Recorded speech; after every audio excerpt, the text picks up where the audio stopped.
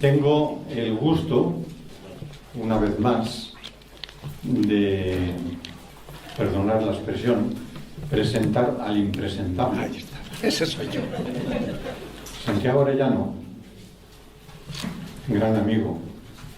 Fuimos cultivados, gracias a Dios, en el espíritu de los ejercicios espirituales de San Ignacio de Loyola, de la devoción al Sagrado Corazón de Jesús. Lo que sí tengo que empezar es como empezamos los adoradores, ¿no? Alabado sea el Santísimo Sacramento. La verdad es que estoy emocionado, no solo porque me hayáis invitado. Me llevo un recuerdo tremendo, de un instante. El detalle que habéis tenido con don Ángel, sus palabras. Es que me ha parecido que era la ejemplificación de lo que es una vida de adorador. Aquí, en la parte final, cuando estaba recibiendo la placa, me ha parecido que era un premio a años y años y años puesto a los pies de nuestro Señor, haciendo cuentas o simplemente invocándole en sus turnos y en cada mañana, en sus misas y en sus oraciones. Algo que tengo muy claro, y es la adoración nocturna tendrá asegurado su futuro cuanto más se vincule a su fundador, cuanto más y mejor conozca lo que es el espíritu de don Luis de Trelles. La adoración nocturna pasa por recuperar el espíritu con que impregnó la institución su fundador. Que no me cansaré de repetirlo, leed a don Luis. Leed a don Luis. Es necesario que leamos sus actas, o cuando leíamos o leemos las actas que otros levantaban, pero fieles al espíritu del fundador. Me estoy refiriendo a los 22 tomos de la lámpara del santuario, la primera mitad del 22, porque en julio muere, pues luego ya viene otra etapa digna de que la tengamos también muy en cuenta. El tomo y medio que hay, el 22 desde julio y el 23, vale la pena que lo volvamos a escuchar. Don Antonio de Sánchez Santillana tiene 6 artículos desde julio a los primeros años del siguiente tomo, del 23, que es una delicia leerlo. Su título es La adoración nocturna. En uno de sus números, don Antonio va a hablar del silencio, como la manera de encontrarse con el Señor y encontrar remedio a todos los males que estamos padeciendo. Porque ¿qué tenemos que hacer los demás? Impregnarnos del espíritu de don Luis para que don Luis dé frutos, porque es el carisma que recibió. Enamorarnos de la Eucaristía. Mira, os he de confesar que me ha causado un gozo enorme, la publicación otra vez de la lámpara del santuario, con las formas y medios que la nueva tecnología nos posibilitan. Estoy convencido, por lo poco que ya he podido ver, que aspira a dar continuidad al fuego eucarístico que quemaba, no son metáforas ni hipérboles, que quemaba a don Luis de Trelles. Este es el fin de mis palabras hoy. Por eso elegí como título el lema que aparece al pie del grabado que preside la portada de todas las lámparas del santuario.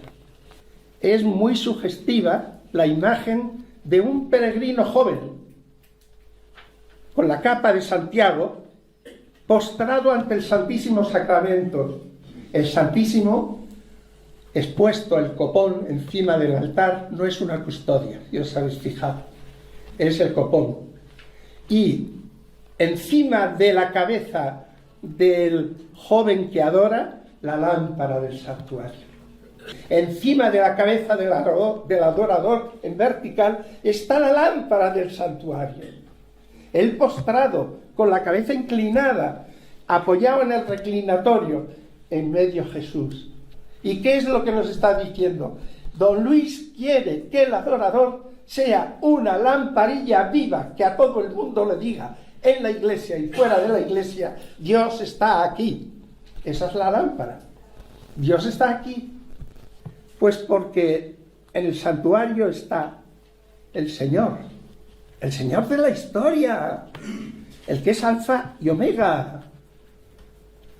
Pero tomémoslo no como metáfora, como verdad. Cristo es el príncipe de la paz. No habrá paz sin Él. En el mundo no habrá paz sin Él. Y este es el que se ha quedado entre nosotros escondido en un pedacito de pan. ¿Y para qué? Para que podamos reclinar nuestra cabeza en su corazón y encontrar alivio, porque estamos cansados y agobiados. Su divina majestad se ha escondido en las especies sacramentales para que cada uno de nosotros podamos tener audiencia privada con el Señor y mantener de corazón a corazón un coloquio con Dios mismo. ¿Estamos hablando entre humanos? ¿O esto qué es? Este es nuestro Dios, quiere que entablemos un coloquio con Dios mismo. Y os cito la definición de Santa Teresa. No es otra cosa oración mental, a mi parecer, sino tratar de amistad, estando muchas veces tratando a solas con quien sabemos nos ama. Este es el tema. Un amigo todopoderoso que se ha enamorado locamente de los seres humanos. No puedo reprimirme, como he sido profesor de literatura, el que os traiga uno de los poemas de San Juan de la Cruz que más me llegan al alma. Mira que los tiene maravillosos. El del pastorcico, que lo sabéis todos y cantando a lo mejor. Esta es la síntesis de mi fe. Esta es la síntesis de la encarnación y de la redención.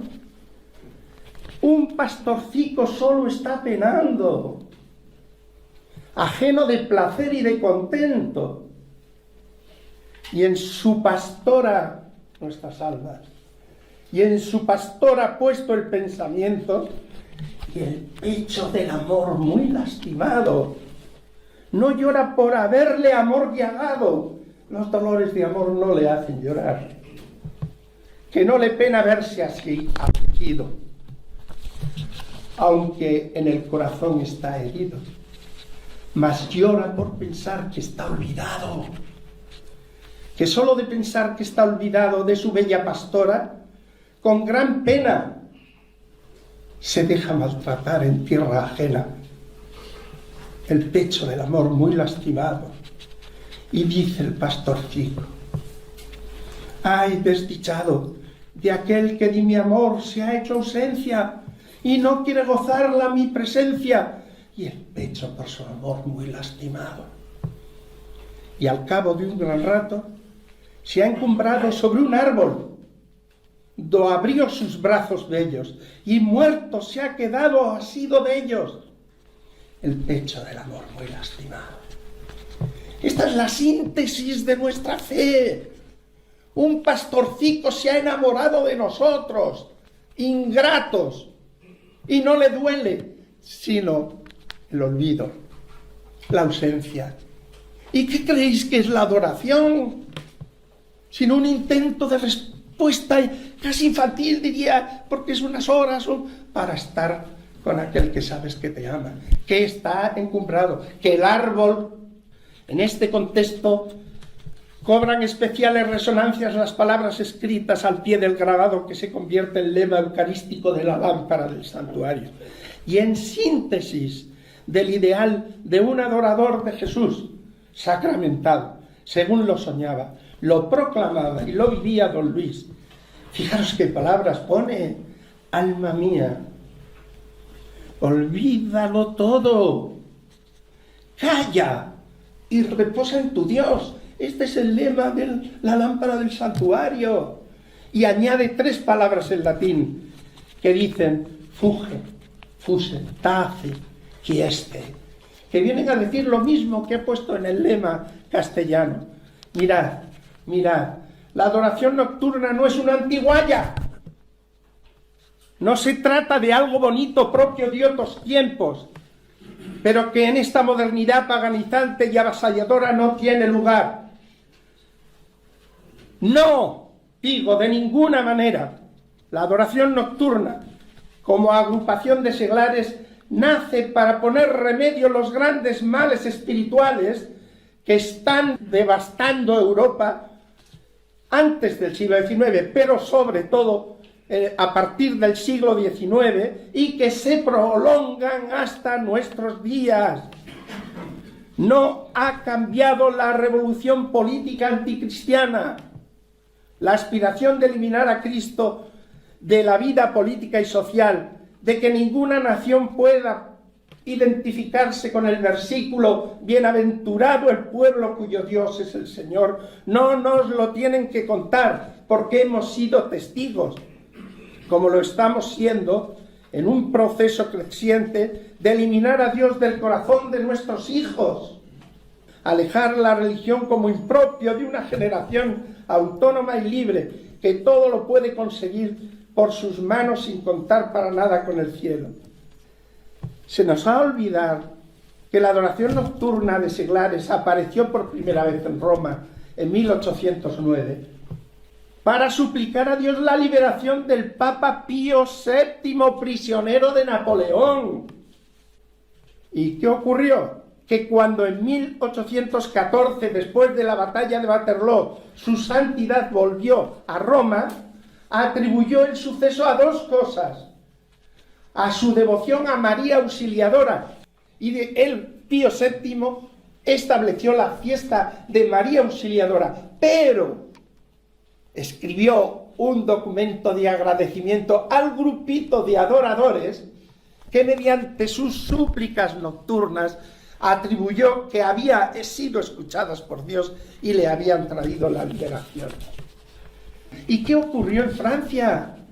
La adoración nocturna nace en 1848, lo sabéis. Hermann Cohen, un judío converso, músico que entra por casualidad a una iglesia para sustituir a un amigo que tenía la dirección de un coro, y al ver la bendición con el Santísimo, nota que eso no era un juego ritual sociológico, que le llega tan hondo que empieza a acudir a ese encuentro de la bendición del Santísimo hasta llegar a terminar siendo sacerdote.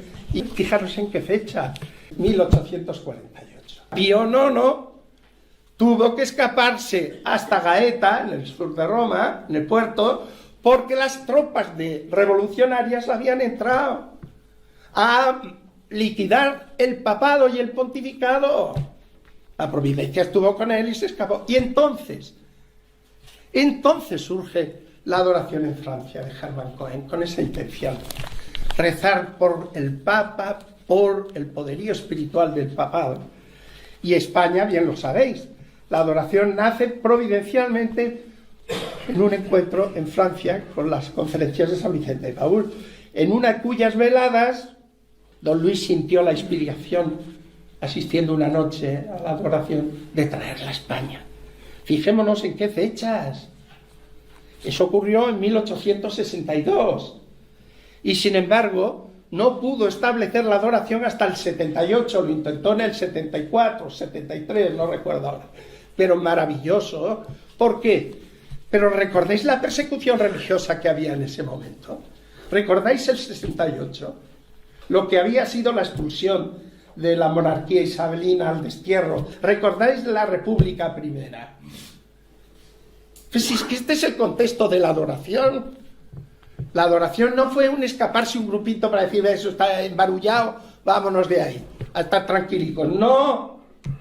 La adoración nace como único remedio espiritual a los males que están asolando a la civilización cristiana, a la evangelización cristiana. Este es así. Don Luis sabía que el arma más poderosa para frenar o incluso vencer esta infernal conspiración contra el Señor no era ya la violencia ni la fuerza. ¿Y cuál era? La oración, que transforma los corazones de impíos en piadosos y de témpanos de hielo en fuego ardiente de amor. Aún en medio de la sequía, aún en medio del desierto, La adoración nocturna es un oasis por el que corren fuentes de agua viva y limpia. Los adoradores en las noches no han de pedir solo por sí, sino que tienen otro objeto más amplio en una región más extensa. Ese objeto es España. Todo lo que él hacía era colocar sobre la tierra de España un torreón de perpetua vigilia para pedir a Dios su favor a la nación española, y en el torreón una guardia perenne que con sus manos elevadas implore para nuestro país la protección y el amparo que ha menester. La fe en la Eucaristía puede salvar a España. Estoy citando al pie de la letra. La adoración es cuarto de guardia. Y lo que él decía, ¿ha habido alguna parturienta? Recemos por la que ha parido. ¿Hay algún difunto? Recemos por el que ha muerto. ¿Hay alguien que está con problemas de salud? Recemos, pero con nombres y apellidos. Mi hijo que no va a misa, el otro que está perdido, aquel que es vecino y que está pasándolo muy mal. Esta es la adoración. Y cito a San Juan de la Cruz, que él cuando hablaba de amar, no decía amar, sino adamar.